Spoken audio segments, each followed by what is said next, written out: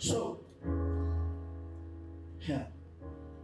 So ek lees Johannes 5, 1 Johannes 5, vers 11 tot 12. Hy sê, dit is getuienis, dat God ons die ewige lewe gegee het, en die lewe is in sy Seun. Hy wat die Seun het die lewe. Wie die Seun van God nie het nie die lewe nie. So toe hulle by die boom staan, they could have had life, because die lewe is in die Seun. Die lewe is in die kerkie. Die moet jy voet maak, om te dink, KCM, kan jy experience jy met lewe nie. KCM kan nie. Die lewe is in Christus.